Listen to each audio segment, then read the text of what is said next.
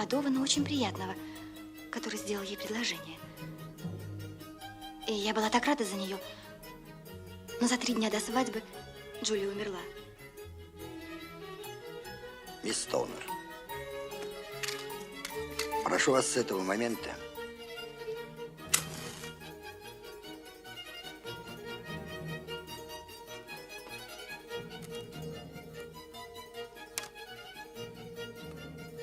рассказывать все очень подробно. Когда это произошло? 2 года назад. Но я помню все, как будто это было вчера. В тот вечер я долго не могла уснуть и лежала в постели с книгой в руке.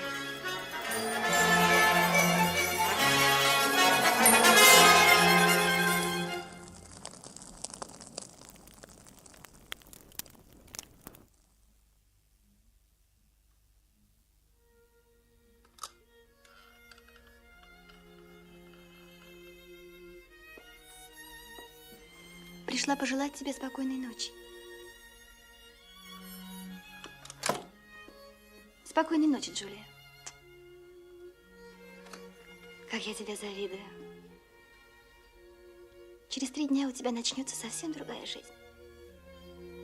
А я и рада, и не рада. Жалко оставлять тебя совсем одну.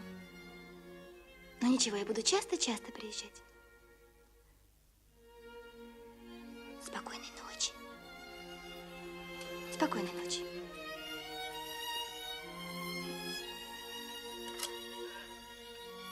Эллен, ты не замечала, что по ночам кто-то свистит?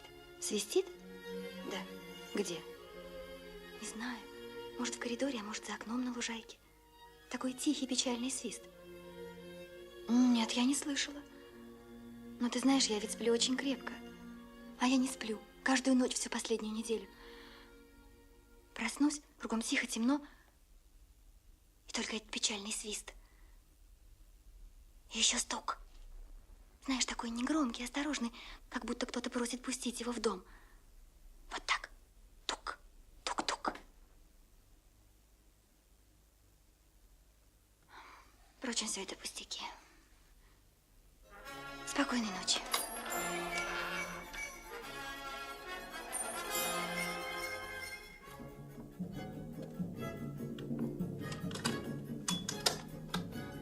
Мисс Стоунер, вы всегда запирали дверь на ночь? Да, и я, и Джулия всегда запирались на ключ. Почему? Доктор Роллет привез из Индии гиену и павиана. Гиену и павиана? Да. И на ночь он выпускал их погулять по дому или по саду.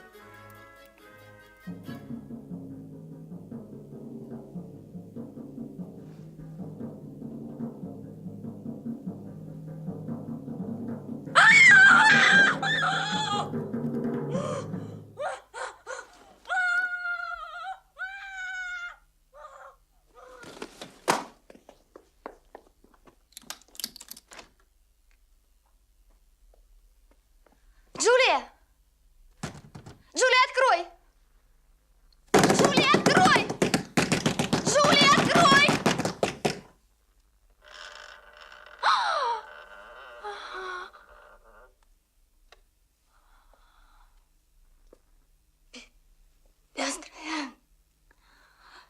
Пестрая лента. Ой. Ой, Боже.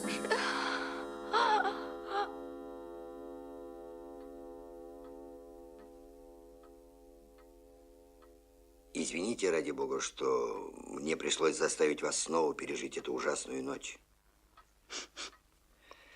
А как вел себя ваш отчим? Ну, его тоже разбудил крик. Он выскочил из спальни, послушал ей сердце, посмотрел в зрачки, он ведь врач. И сказал, что все кончено.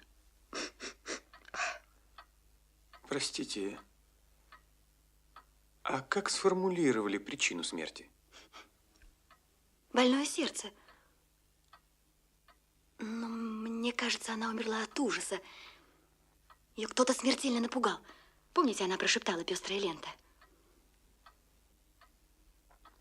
А на ком, по-вашему, она могла заметить пеструю ленту?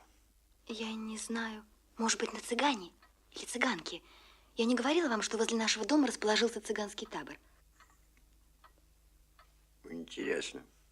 Я не сказала вам главного. Месяц назад мистер Армидж, наш сосед, сделал мне предложение.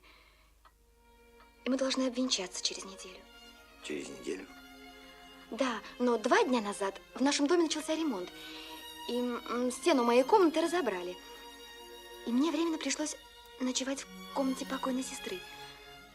Первую ночь я никак не могла уснуть. Все лежала и думала о Джулии. И вдруг я услышала тот самый тихий свист и осторожное постукивание. Тук-тук, тук-тук. На следующую ночь повторилось то же самое.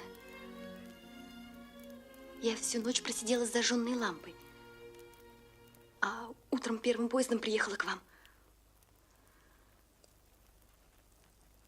Мистер Холмс, если мне не поможете, случится что-то ужасное. Мне бы очень хотелось утешить вас, мисс Стоунер. Но боюсь, что вам действительно грозит опасность. Мне необходимо осмотреть дом и вашу комнату в отсутствие Ройлота. Это можно устроить? Да, я думаю, это возможно. Он завтра вечером собирался к нотариусу. Часа 2 его не будет. Жаль. Лучше бы было это сделать сегодня. Ну, завтра так завтра.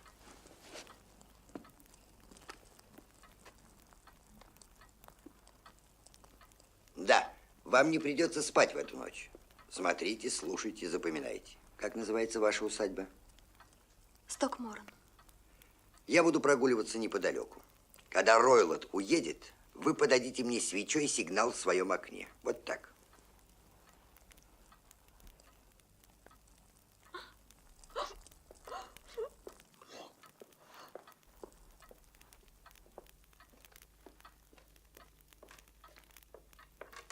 Ну и что вы скажете обо всем этом, Ватсон? Вам, конечно, виднее. Но я, как врач, взял бы под сомнение рассказ этой молодой дамы.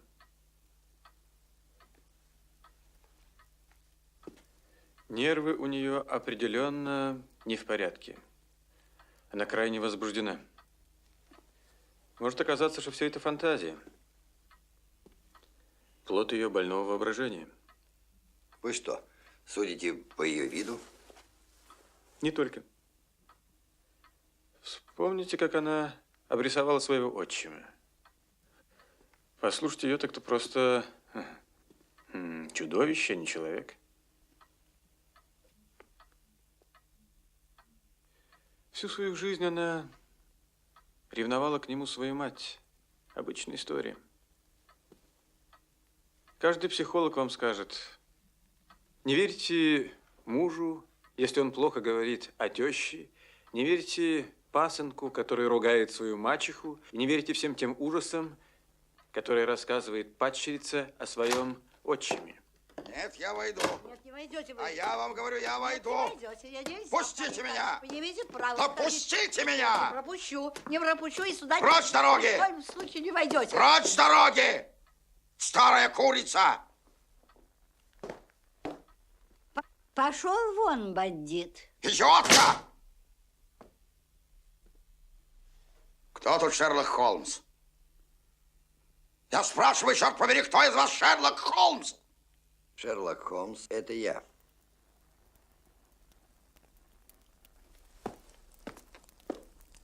Доктор Гримсби Ройлот.